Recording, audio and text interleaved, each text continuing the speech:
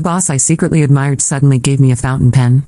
Out of nowhere, floating comments appeared before my eyes. She doesn't know this pen is connected to the male lead's sensations. I froze, brushing the pen lightly with my fingertips. Across from me, my boss let out a muffled grunt. Mike quickly stood up and rushed to the bathroom. He can't handle even a simple touch. The male lead has zero self-control. The female lead is holding it. What's she going to do? Oh my god, if she carries this pen everywhere, won't the male lead be excited all the time? I never realized Mike was such a secret pervert. He'd been holding back for over a year, and the only way he could express himself was by secretly giving me this pen. Fine. I'd be merciful and let him enjoy himself. From now on, the power was mine. I lifted the pen from its box, unwrapped the ribbon, and stroked it up and down. Then I removed the cap and tested it on paper. The ink flowed dark and rich. The male lead is dying in the bathroom stall. Girl, you're too good at this. Stop writing, he's about to pass out. Just imagining what Mike must look like right now made me feel a little hot too. Without warning, a hand snatched the pen from behind me. It was Rachel, my most annoying coworker. Humph. It's just an ordinary pen. Not even expensive. I don't know why the CEO would give you something like this. The comments flashed again. Don't worry. The pen only reacts to the female lead's touch. Even when the male lead touches it himself, nothing happens. He planned this carefully. Mike was finally leaving the bathroom. I wondered what his face would look like when he saw Rachel holding his precious item. Give it back, I shouted, trying to hide the panic in my voice. Rachel sneered. What's the big deal? You're acting so protective. There's nothing special about this thing. Boring. But Jessica, do you have a crush on the CEO? Her words rang out loudly, making all our coworkers turn to look. My face flushed crimson. Before I could answer, a cold voice came from behind me. What are you two discussing? I turned. Mike's expression was so dark it looked like it could drip water. My stomach sank. Rachel immediately switched to playing the victim. CEO, I was just looking at her pen and she was so rude to me. Mike let out a cold laugh. That's her property. You can't just take things without asking. Did you ask her permission? Rachel, you've been in the executive office long enough. Since when did you start acting so unprofessionally? Give it back. Don't make me repeat myself. The office buzzed with gossip as everyone peeked over to watch. With Mike backing me, I finally relaxed. Rachel, please wipe it clean and put it back in the box. This is a gift from the CEO, and I treasure it very much. Rachel glared, muttering, CEO, you're being way too protective. She's just getting arrogant. Mike's face turned colder. Did you not hear what I just said? Rachel instantly deflated. She grabbed a tissue, wiped the pen, and put it back. I smiled faintly. CEO, don't worry. I'll take good care of your pen. I won't let anyone else touch it. Mike's eyes lingered on me with a deep, unreadable look. Without a word, he turned and walked back into his office. For some reason, he looked even angrier than before. The female lead is being too polite. Our male lead must be disappointed. She doesn't understand his feelings at all. That night, I held the pen box and stared at it, afraid something might happen to Mike. I didn't dare touch it. The male lead is showering. His body looks amazing, those abs, those shoulders. But of course, the important parts are pixelated. Still, we can imagine, right? My hand twitched. I picked up the pen. The comments exploded. Oh no, the male lead's legs just went weak, he almost slipped. Girl, stop. Give him a break. Then my phone rang. Mike's voice was low and strained. What are you doing? What could I be doing? I asked innocently. You know exactly what. There's a document that needs your attention. Put down whatever you're holding and come in for overtime. Overtime? Really? I tightened my grip on the pen. The comments laughed. He's making excuses. He's out of energy already. Are you still using it? Mike asked after a pause. Yes.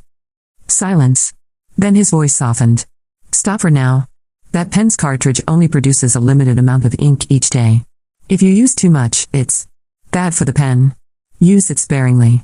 Treasure it. I blushed. I understand, CEO. I'll be careful with it. But I don't want to work overtime. Is that okay? His tone grew unexpectedly gentle. Fine. Come to my office tomorrow instead. The comments squealed. The female lead is so bold. The male lead is melting. The next morning, I carried the documents to Mike's office. The door was shut tight. I remembered Rachel had gone in earlier to deliver coffee. Then I heard a sharp cry from inside. Something wasn't right. I knocked quickly. CEO, I'm coming in. Wait. Before he could finish, I pushed the door open. Rachel was crouched in front of his legs, doing God knows what. The moment I pushed open the office door, time seemed to stutter. Rachel was crouched near Mike, too close for anything that could be called professional. A paper cup lay on its side, a fan of coffee spreading toward the edge of the carpet where the glass met the metal trim. Her hands hovered in that way that tells you she wants anyone who walks in to think she was just helping.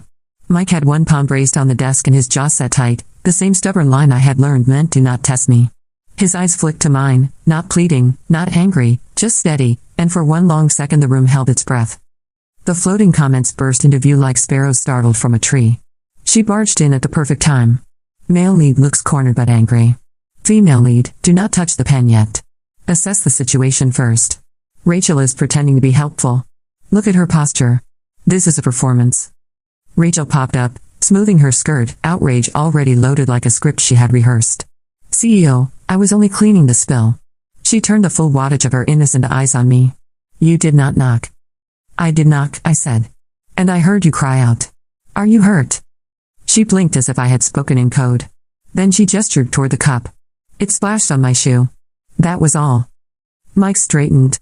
His tie was slightly askew, a detail no one else would have noticed. Jessica, come in. Close the door, please.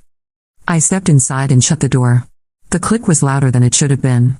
My heart was beating a little too fast, and I was very aware of the pen box in my bag, the way awareness can feel heavier than the item itself. I kept my hands well away from the bag. I was not going to be the reason he had to grab the edge of the desk again. Rachel folded her arms. CEO, I came to deliver coffee, as requested. The lid was not secure. I warned facilities about these lids last quarter. If this stain sets, it will need a professional cleaning. Mike did not look at the carpet. He was still looking at me. Thank you, Rachel. You can go. She hesitated, lips parting. The floating comments chimed. She wants to stay. She wants to witness him scold a female lead. Male lead is in no mood to indulge her. Watch the eyes. He is not blinking much. That means control. Rachel lifted the cup, dabbed at the stain with a tissue like she wanted to leave a signature, and then set the cup on the credenza. She flicked me a look that said this is not over and swept out, closing the door more sharply than I had. Silence fell. The kind of silence that notices everything. I forced myself to look at the paperwork in my hands. These are the contract revisions you asked for, I said. I highlighted the vendor clauses and added a summary of the renewal terms. Mike nodded once. Thank you. Put them on the desk. I crossed the room, set the folder down, and stepped back. He glanced at the pages, but I could tell he was not reading. His eyes slid to my bag. You brought it, he said. I knew what he meant and my pulse jumped. The comments returned, excited and whispering all at once. He knows the pen is with her. He is trying to be professional. Female lead, breathe. Do not poke the tiger unless you plan to ride it. I kept my voice even. I brought it. But I did not use it. Not since last night. Good, he said, and then the word hung there like it was unsure what it was supposed to do next. He adjusted his cuffs. What you walked in on just now. He paused, like the sentence had too many ways to go wrong. You saw the truth of it. I saw Rachel wanting something you did not invite, I said. And I saw you not invite it. A small line near his eye softened. That is accurate. I shifted my weight. Someone will say I barged in. Someone will say I am dramatic. I would rather they say I protect the CEO from spills. The corner of his mouth almost curved. Almost. Sit, Jessica. I sat. He did not. His gaze went to the skyline beyond the glass and back to me. I owe you an apology for last night, he said. For the phone call I asked, or for the part where you told me to treasure the pen as if it were alive. The comments fluttered. He is about to be sincere. Do not joke him out of it. Confession sequence loading. Male lead is brave. Let him speak. For both, he said. I do not intend to make your workday into a minefield. And I should have explained the pen clearly, in person, not with half-coded words while I was trying to stop you from using it like it was a light switch. I exhaled. The truth is, it did not feel like a minefield. It felt like a ladder I was not sure I had earned the right to climb. That got his attention. He studied me as if the right answer might be written on my face. You earned more than you know, he said. Then he shook his head slightly, as if that was dangerously close to something else. About the pen. The device is tuned. Only your touch creates feedback. Not mine. Not anyone else. I tested that. I could have told you that, I said before I could stop myself. The comment sighed in delight. She said it. She admitted she experimented. Bold. We applaud. He is pretending not to combust. His ears colored just enough to be visible. I had reasons to think you might not be indifferent to me, he said slowly. But I was not going to corner you with my suspicion. The pen was supposed to be information, not pressure. A way to tell you what I could not say and let you choose whether to pick it up. You could have used a note, I said, and then realized how unfair that sounded. I rubbed my palm against my skirt. I am not angry. I am just new to this much truth in one room. He almost smiled again. Notes can be intercepted. And for what it is worth, no one else knew the device existed. Not even procurement. I engineered it with an outside contractor under a different project code. If you want to keep it, it is yours. If you want it disabled, I will have it disabled today. The comments turned thoughtful. He offers choice. That is respect. Female lead, your move. Choose the path that aligns with your heart and your career. There are always two. I looked down at my bag. I remembered the way my own name had looked on paper last night, dark and sure, as if the pen had reached into my chest and borrowed my steadiness. I remembered how the world had narrowed to a single line of ink and the imagined heat of a shower and the sound of a voice on the phone telling me to treasure something he had not dared to name. I want to keep it, I said. But I want rules. His shoulders eased a fraction. Name them. Rule 1, I said. Work first. Always. No using it to derail a meeting or sabotage my own focus. Rule 2. No using it to punish you when I am in a bad mood. Rule 3. If either of us says pause, we stop. No questions. He nodded, once after each rule, like a judge recording verdicts. Rule 4, he said. Transparency. If at any point this compromises your standing in the office, we end the experiment. I will protect your role. Rule 5. What happened with Rachel will not happen again, and not only because of the pen. I will speak to HR. I frowned. She will claim I am jealous. She will say I burst in to catch you. He met my eyes. Then let her. The facts are not on her side. And frankly, I am tired of managing her theatrics as if they are weather. The company is not a stage. The comments whooped. Lay down the law, male lead. He is done babysitting. Female lead feels safe. Look at her breathing slow. I realized my hands were steady on my knees. I glanced at the folder. Do you want to review these now? He finally looked at the pages. Yes. Sit with me while I read. The two of us worked through the clauses line by line, our bodies angled toward one another across the corner of the desk. Every few minutes he asked a question. Every time he did, I felt seen for the exact thing I had done rather than the outline of a title. The comments dimmed to a whisper, like an audience leaning forward so quietly you forget they are there. When we were finished, he closed the folder. Good work, he said simply, and the words landed in the spot that used to ache when I felt invisible. Thank you, I said. He checked his watch. I have a leadership meeting in 10 minutes. You will join. I want them to hear your summary. Brief and direct. Rachel will be there, I said. There was no point pretending that did not matter. Yes, he said. She will hear you speak. And then she will hear me back you. The comments rippled again. He chooses public alignment. Office politics about to be served hot. We recommend the female lead work confidence. It suits her. I stood. One more rule, I said. I will not touch the pen during that meeting. Even if someone tests me. Even if someone tries to bait me. Good, he said, and this time the almost smile happened. I prefer not to have to grip the table while I tell them your analysis is better than the vendor wrote for themselves. We left the office together, and the small buzz that always follows leaders moving through a floor started up like a current. Rachel was already at the head of the conference table, flipping through a deck that had more transitions than the content could justify. She looked up when we walked in. For a second, something unguarded crossed her face, and then the smile was back like a mask. I took a seat along the side, not at the table itself. The comments debated in soft tones. She chooses humility. Smart. But the male lead will not let her stay in the second row. Watch. Mike took the head of the table, set his phone screen side down, and scanned the room. Jessica, he said, please take this seat. He pointed to the chair at his right. There was a small rustle as heads turned. I moved, every step measured. When I sat, he slid the folder toward me. Walk them through your summary. I spoke. The words came clean and strong because I had lived inside them for hours. I kept my eyes on the directors and not on Rachel, who twirled a pen of her own with too much casualness. When I finished, the operations director asked 3 questions. I answered each. Finance nodded. Legal said they wanted my notes sent over. Mike listened without interrupting, and when the last question ended, he said, we will proceed as recommended. And for the record, the clarity you heard was hers, not mine. Rachel laughed, a little too high. It is unusual to credit a staffer so directly in this forum, she said. Her gaze flicked to me. But I suppose it is a learning experience. It is not unusual to credit good work, Mike said. And it is not a learning experience to pretend a coffee spill is an emergency. Facilities has been notified. The stain is handled. A quiet hum went through the room. Rachel put down her pen. The comments clapped in a polite, delighted way. Point to the male lead. Boss move executed. Female lead is not a shadow anymore. The meeting rolled on.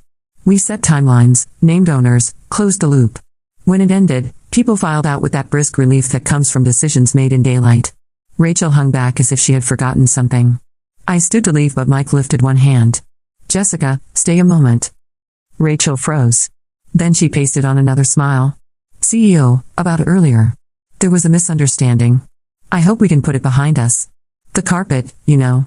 I was only trying to help. Mike regarded her with something that was not anger and not kindness and not even disappointment. It was distance.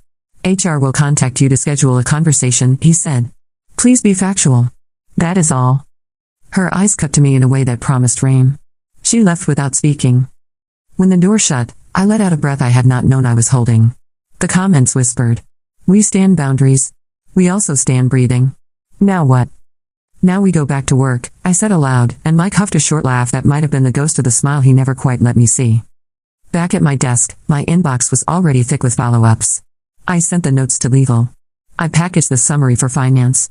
I replied to operations with a timeline we had agreed to. I did not touch the pen. The day slid into afternoon, and the office settled into that late rhythm of keyboards and phones and the soft rumble of the printer down the hall. Every so often, the comments surfaced for a line or two. She is focused. Male lead glanced over twice. We approve of this pace. Ink reserves are safe. Just past 4, an email popped up from HR. Anonymous tip received. Please come to conference room B at 5 for fact-finding. The subject line was clinical, the body text even more so. I read it twice. Anonymous tip. I did not have to guess whose anonymity that was. The comment stiffened. Plot twist attempt. Stay calm. Truth is an anchor. I messaged Mike a single line. HR at 5. Anonymous tip. His reply came half a minute later. Understood. I will attend. I blinked. You do not have to, I typed, and then deleted it. I put my phone down and let my hands rest flat on the desk. I remember the rules. Work first. No self-sabotage. Transparency. I opened my notes and added a line to the timeline document that had nothing to do with drama.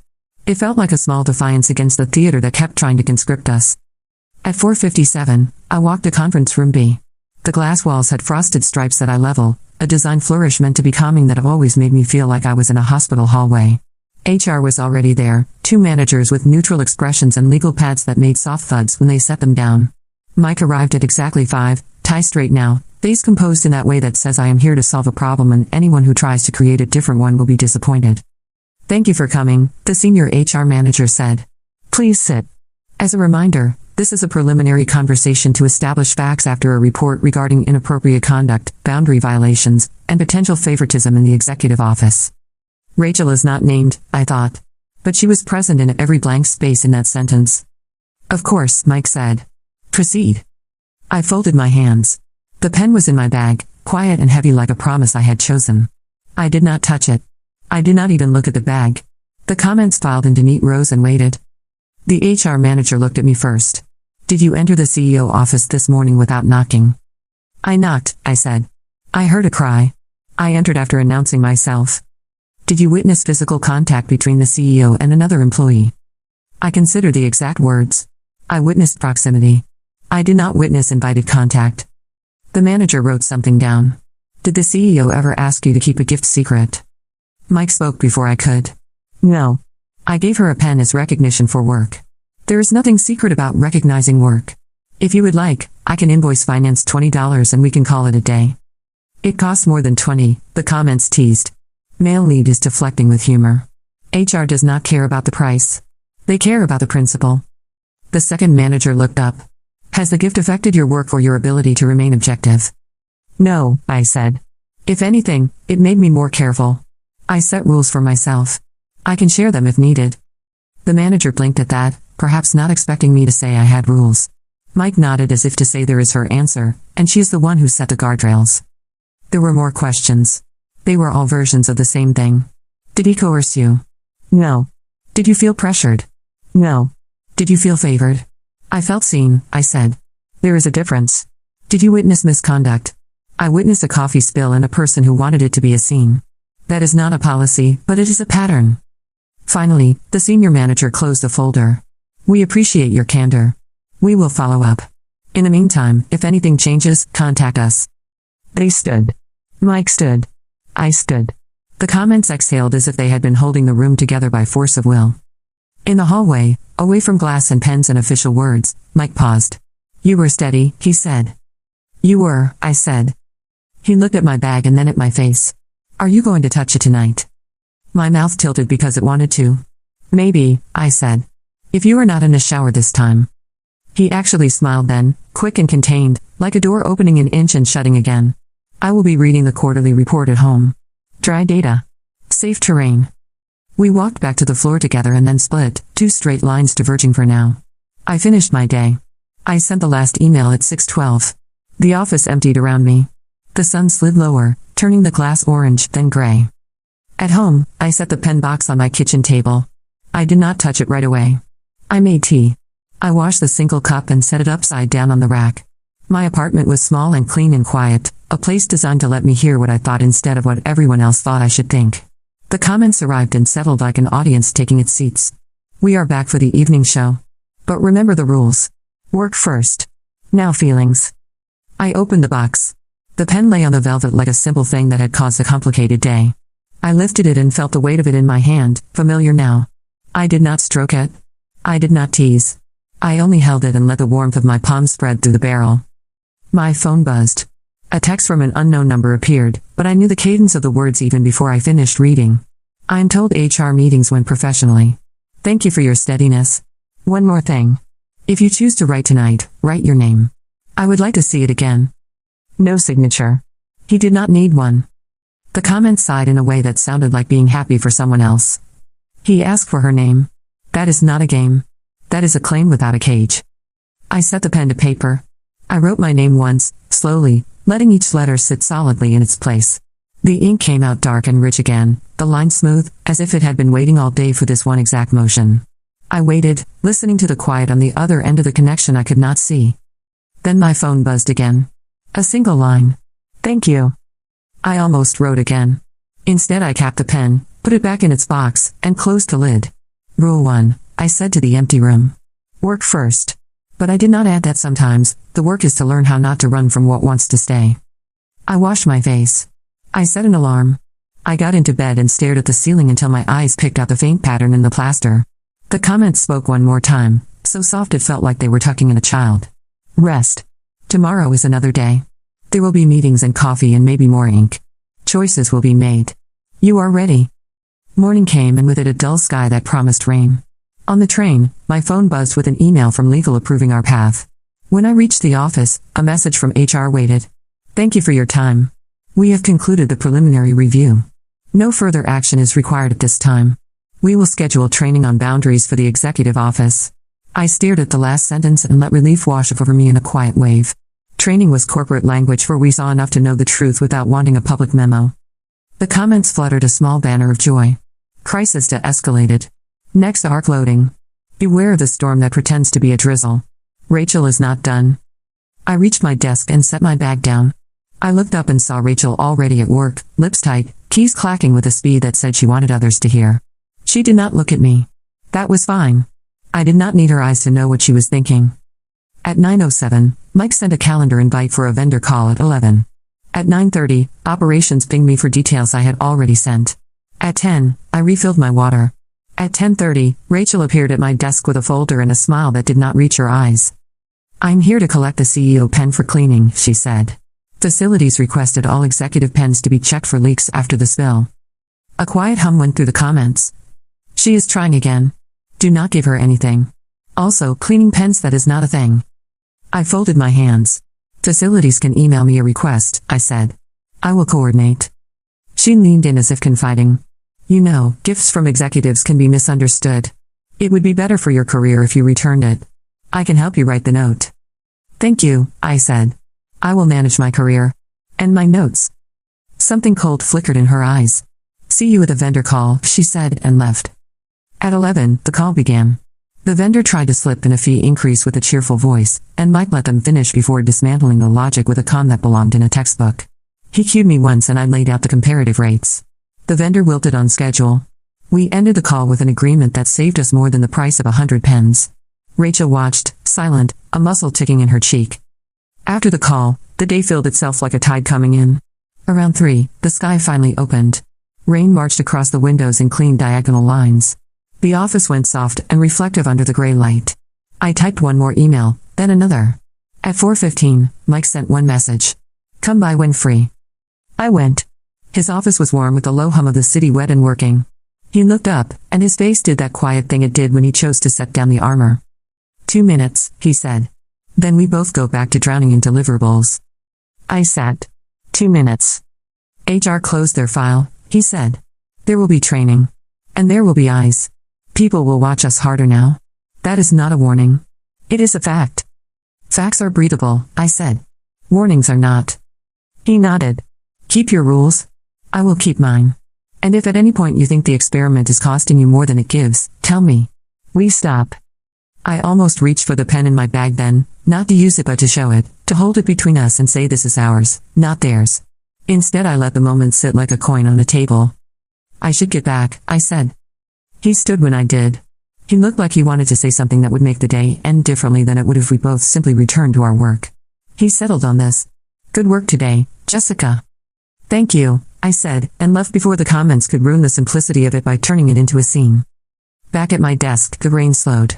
The floor smelled faintly of coffee and toner and the kind of tired that belongs to people who care. I opened my bag and checked that the pen was still there. It was.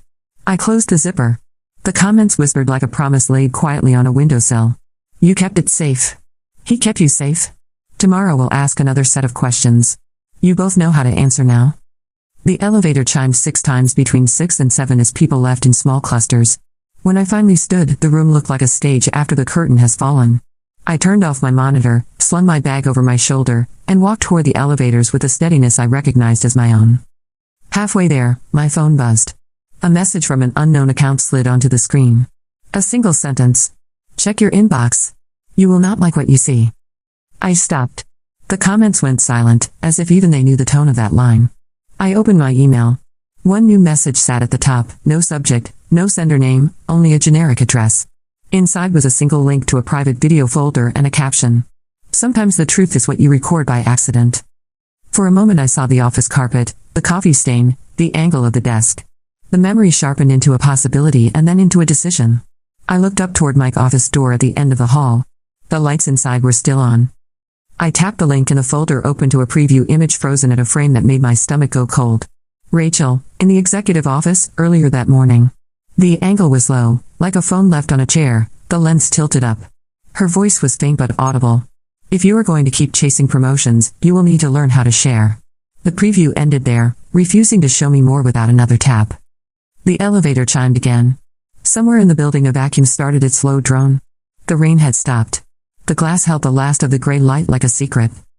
I did not touch the pen. I tapped play. The video stuttered as it loaded, the image swimming into focus.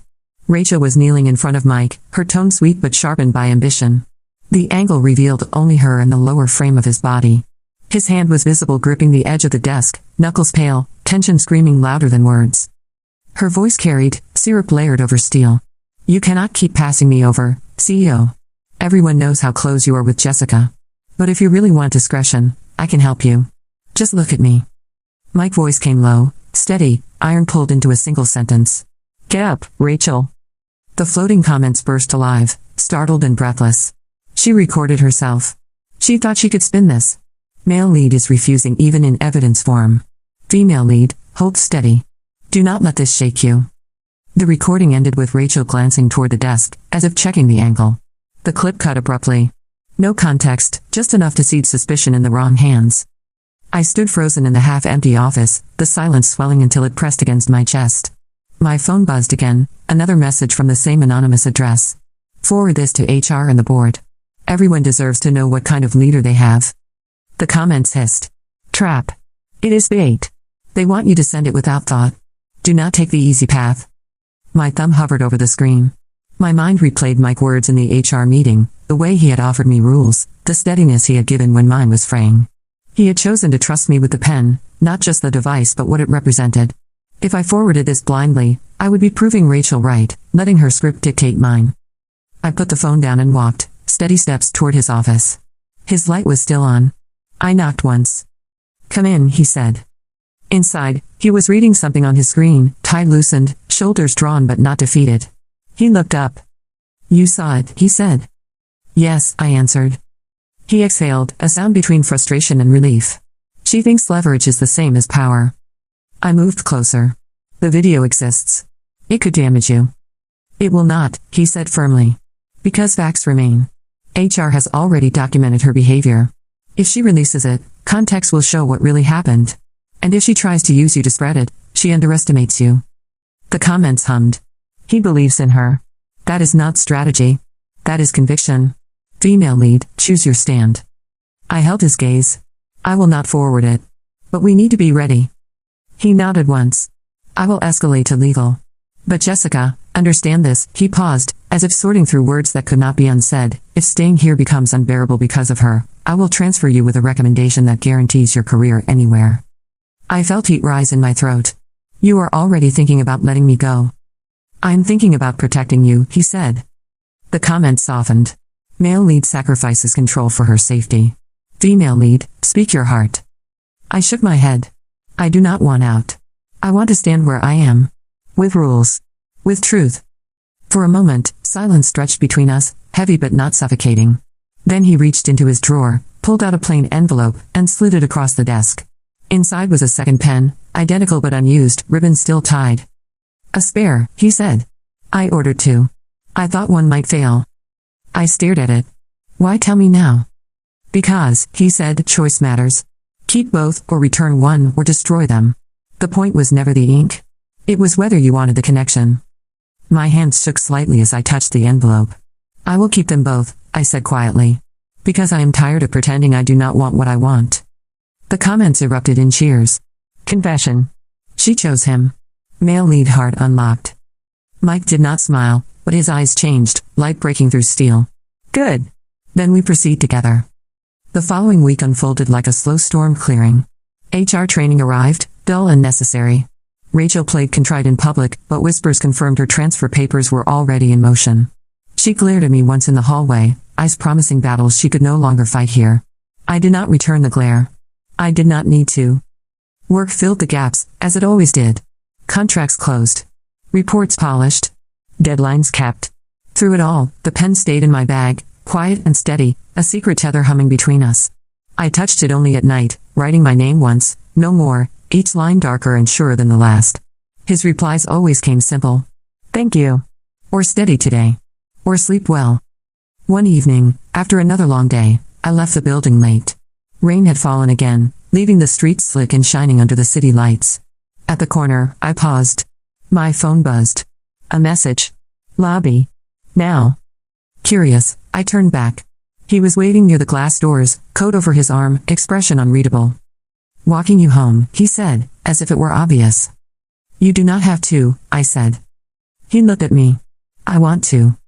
The comments sighed like a chorus of contentment. No more secrets. No more shadows. They walked together. We stepped out into the damp air. For once, there were no floating voices, no interruptions, just the sound of our shoes against wet pavement. The city felt smaller, kinder. The pen rested in my bag, but I did not reach for it. I did not need ink to know the connection was already there, steady and strong, chosen by both of us. And for the first time, I realized the story was no longer about a gift or a secret device. It was about learning when to hold on, when to speak, and when to walk side by side without fear of what the world might say.